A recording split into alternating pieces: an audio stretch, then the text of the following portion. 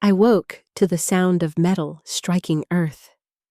At first, I thought it was a dream, the sort that lingers after a long day of work on the ranch, but the rhythm was too sharp, too real. I slipped from bed, careful not to let the old floorboards creak, and padded to the window. Through the lace curtain, moonlight fell across the yard, and I froze. Out beneath the pecan trees, Adrian and Brianna were crouched over the soil. A flashlight clutched between them, its narrow beam cut through the darkness, glinting off a spade as Adrian dug, his movements quick and nervous. Brianna knelt close, whispering, her face pale but intent. I pressed my back against the wall, breath held tight in my chest. My son, my only child, and his wife in my yard, in the middle of the night, hiding something as though it were a crime. My heart pounded so loudly, I feared they might hear it from outside. They worked fast, filling the hole again with hurried sweeps of dirt.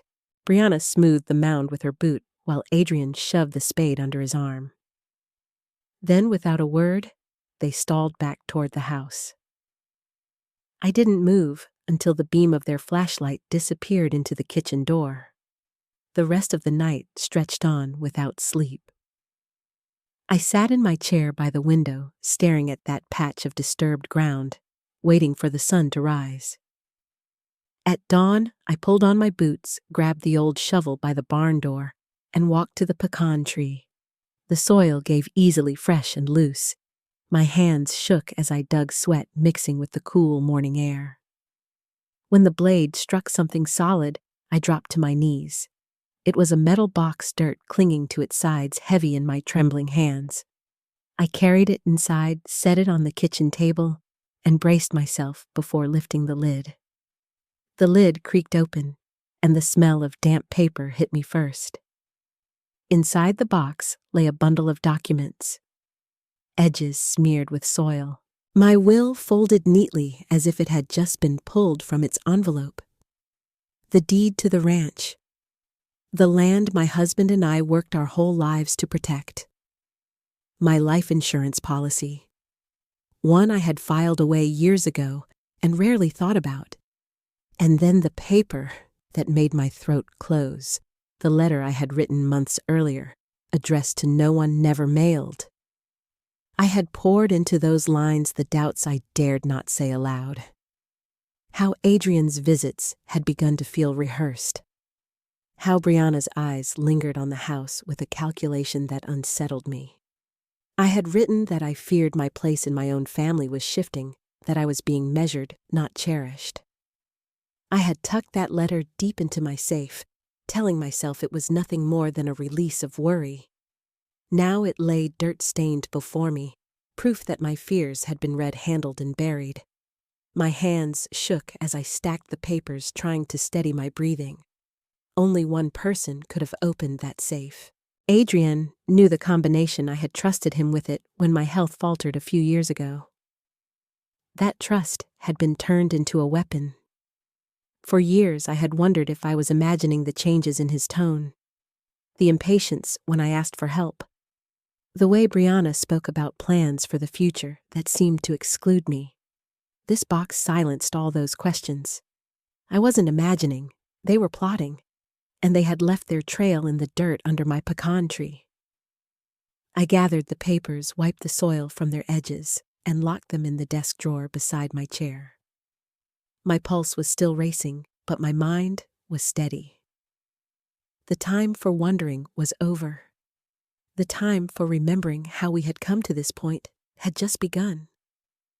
The papers on my desk pulled me backward in time to the years when this ranch was nothing more than a stretch of rocky soil and a stubborn dream. My husband Thomas and I had arrived in Fredericksburg with little more than a second-hand tractor and the grit we carried in our bones. Summers baked the land. Winters froze it hard. And more than once, we wondered if we'd made a mistake planting our future in soil that refused to yield. But little by little, the pecan trees we tended began to spread their roots deep. And the cattle we raised fattened enough to pay off banknotes. We never had children of our own, after the doctors told me it was unlikely. I buried that grief in work, telling myself the land would be my family. Then one spring afternoon, the county orphanage called a 3-year-old boy named Adrian had lost his mother in a car accident. His father, unknown.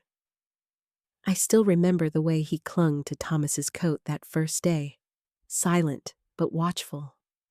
In that moment, I knew bloodlines didn't matter. What mattered was the love we were willing to give. From then on, my life revolved around him. I worked nights at the feed store to cover school clothes, skipped meals so he could eat seconds, and gave up my own college courses, so he would never doubt his place in this family. Every decision bent around the promise that Adrian would never feel the loneliness I saw in his eyes that first day when he turned 18. Thomas and I signed the ranch over into his name alongside ours. It was our way of anchoring him, of saying this legacy was his as much as ours. I thought it would make him proud, make him feel like he truly belonged. Now staring at those dirt-stained deeds in my drawer, I realized what that gesture had become, what I meant as a gift of belonging. He had come to see as entitlement. I had handed him both the land and the means to measure its worth, never imagining he might one day reduce it to a figure on paper. The soil I had sacrificed everything for was no longer only my foundation. It had become his leverage. By the time Sunday came, I had folded the papers back into their drawer and forced my hands steady enough to cook. Adrian and Brianna arrived just before noon, carrying smiles that didn't reach their eyes. I set the table with the same dishes I'd used for years, blue and white porcelain Thomas and I had bought in town on our 5th anniversary. They had always meant comfort to me, but today they felt like props on a stage. Adrian ladled stew into his bowl and cleared his throat. Mom, Brianna and I have been thinking living out here all alone isn't safe anymore. We found some retirement communities in San Antonio that would suit you. Medical care, social activities, all that. Brianna leaned forward, her tone dripping with sympathy. It's really for your own good, Celeste. This place is too much land for one woman. The fences need mending. The roof looks tired. The orchard's behind on pruning. You shouldn't burden yourself with all that. I stirred my soup slowly, letting their words settle like poison in the broth. Adrian added. Accidents happen. One fall on those stairs, and who knows how long it would be before someone found you. You'd be safer with people around. My heart pounded, but my face stayed calm beneath the table. My fingers brushed the tiny recorder I'd slipped into my apron pocket that morning. A small device Ruth had given me years ago, back when she was keeping records for the church council. I pressed the button with the edge of my thumb, and the red light blinked against the fabric. Brianna's voice sharpened. It isn't fair to keep such a valuable property tied up when it could be sold to cover your care. Think of how much easier everything would be for all of us. For all of us, that was the truth peeking out, blunt and greedy. I sipped my soup and nodded as though considering inside.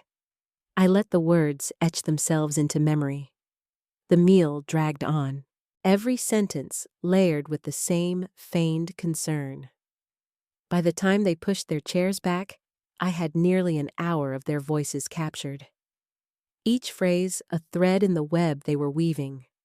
I washed the dishes after they left, the recorder tucked safely away. What they thought was pressure had only given me the evidence I needed, and with it, the strength to act. 2 days after that Sunday lunch, I drove east toward Austin with the recorder tucked into my purse and the box of papers sealed in a manila envelope. The hill country rolled past my window, green fields dotted with limestone barns, but I barely saw them. Every mile carried me farther from the illusion of trust and closer to the reality I now had to face.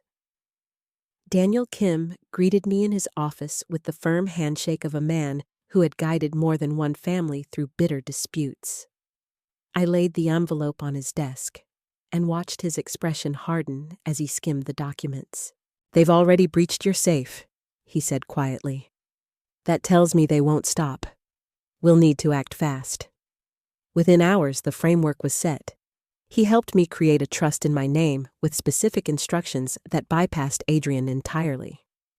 We opened a holding company to protect the ranch's income streams, moving funds into accounts he couldn't trace, and I disclosed the savings Thomas and I had kept hidden from all but the bank money I had long thought of as untouchable. Daniel showed me how to place it where only I could reach it. From there, I drove straight to Dr. Hernandez's clinic in Kerrville. She had known me for decades through broken bones, flu seasons, and grief.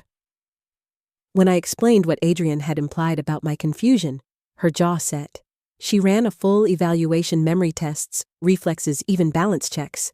At the end, she signed a statement confirming my mental and physical capacity in clear, bold language. I left her office with that paper clutched like a shield. The final step took me to San Antonio, where my late aunt's small apartment had stood vacant since her passing. I had kept paying the taxes but rarely set foot inside. Now, I hired contractors to repair the plumbing, paint the walls, and install new locks. It became my sanctuary, my fallback, a place where no one could touch me. By the time I returned to Fredericksburg, the ranch looked the same, but the ground beneath my life had shifted. I was no longer waiting for the storm. I was ready for it. They came back the following Sunday, brisk and businesslike, as though the matter had already been decided. Adrian carried a slim folder under his arm, and Brianna wore a smile polished thin as glass. We sat in the living room, the afternoon sun spilling across the pecan wood floors, and I knew before he spoke what would come. "Mom," Adrian began, his tone rehearsed. "It's time to face reality. We've picked out 3 retirement communities in San Antonio, all reputable, all safe. You'll be cared for, and we'll handle the sale of the ranch to cover expenses." He slid the folder onto the coffee table. Brianna leaned forward, voice smooth. "You'll have company your age. Medical staff on call. It's the responsible choice. And really, this property is too much for you now." I folded my hands in my lap. "Responsible? You say?" I let the silence stretch. Then I reached into my pocket, pressed a button, and Adrian's own voice filled the room. "Accidents happen. One fall on those stairs and no one would find you for days." Brianna's expression faltered. Adrian shot to his feet, face flushing.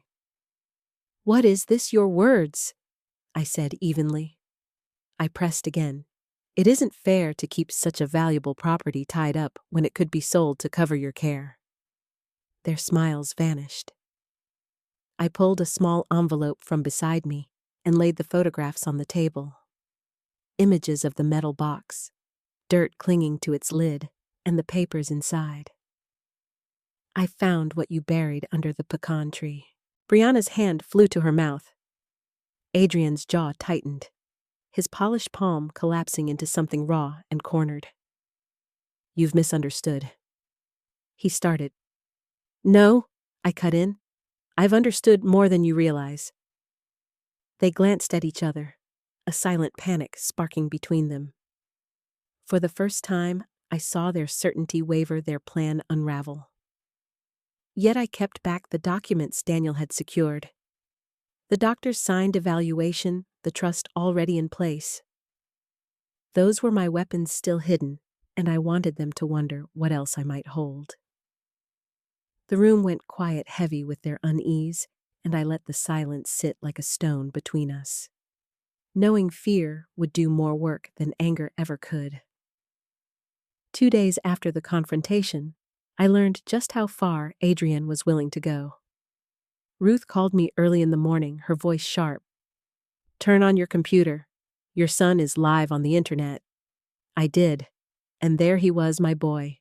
The child I had carried on my hip, now a grown man, with eyes swollen from rehearsed tears. He spoke to a camera as if it were a jury. "My mother's mind isn't what it used to be. She forgets things, accuses us of nonsense, and refuses the help she desperately needs. We only want what's best for her. The comments scrolling across the screen made my stomach turn. Strangers sympathized with him, calling me confused, paranoid, in need of care. It was the performance of a lifetime. And for a moment, I felt the ground slip beneath me. Ruth didn't let me fall. She appeared at my door that afternoon with her old laptop tucked under her arm. If he wants to put on a show, you'll give them the truth. With her help, I opened a live stream of my own. My hands trembled at first, but once I began to speak, the words came steady. My name is Celeste Marlowe. You've heard my son's story. Now you'll hear mine. I held up Dr. Hernandez's signed evaluation, the seal clear beneath the light. I am of sound mind, certified by a physician who has known me for decades. Then I played the recordings. Adrienne's voice talking about accidents on the stairs. Brianna calling the ranch a burden. The comments shifted almost instantly. Shock, disbelief, anger directed not at me, but at them. Finally, I laid out the photographs of the metal box and the stolen documents. These were buried under my pecan tree in the dead of night. You decide what that means? By evening, clips of my broadcast spread across social media. The local Fredericksburg paper published the story with my name on the front page. Adrienne and Brianna's version crumbled before my eyes. But even as messages of support flooded in, I knew the screen was only the first battleground. The courthouse would be next. The courthouse in Kerrville was colder than I expected, though maybe that was only the weight pressing on my chest. I sat at the witness table, hands folded while the prosecutor laid out the case piece by piece. First came the photographs of the dirt-streaked metal box, then the recordings that carried Adrienne's voice across the room like a blade. Each word he had spoken in my kitchen, each veiled threat echoed now in the silence of a jury hanging on every syllable. Dr. Hernandez testified with her usual calm authority. She described my evaluation in detail, how I passed every test of memory and judgment. There is no indication of dementia or diminished capacity, she said firmly, looking straight at the defense attorney. That single statement seemed to shift the air. The suggestion that I was senile dissolved under her credibility. When my turn came, I rose and told the truth plainly.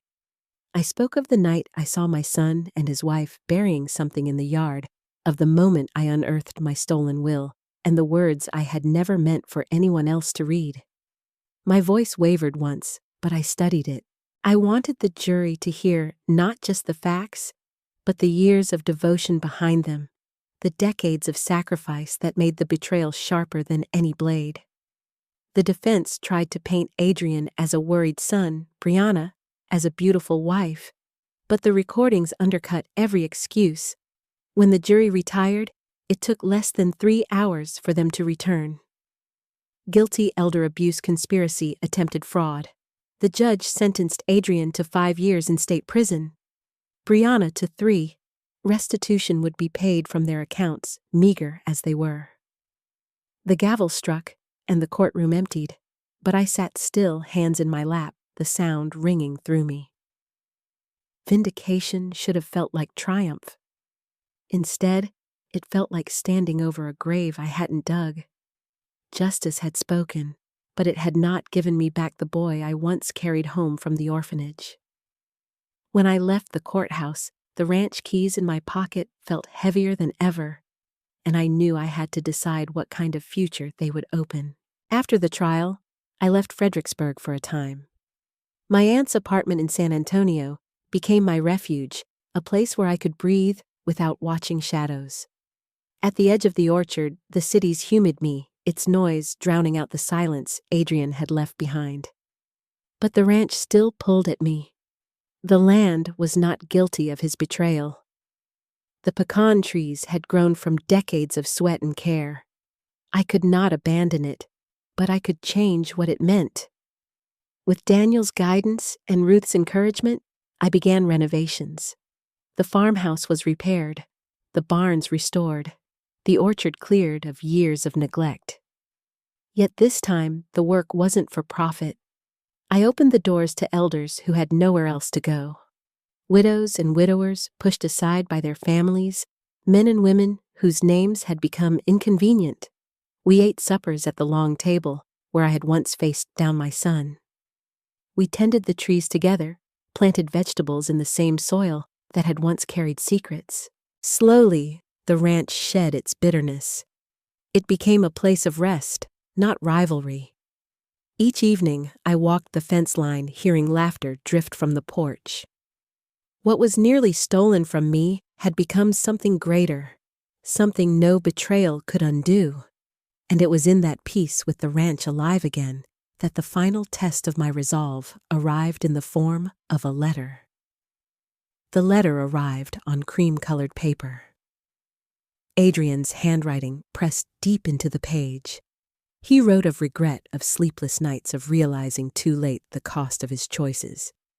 He begged me to visit, to forgive, to remember the father and son we once pretended to be. Each line was heavy with plea, but none with accountability. I read it twice, then folded it carefully and set it aside. My answer was short, written in my own steady hand. Respect is the inheritance you denied me. I mailed it the next morning and felt no need to say more. That evening, I walked the pecan grove as the sun dipped low the branches, casting long shadows over the soil. Thomas and I had tended for decades.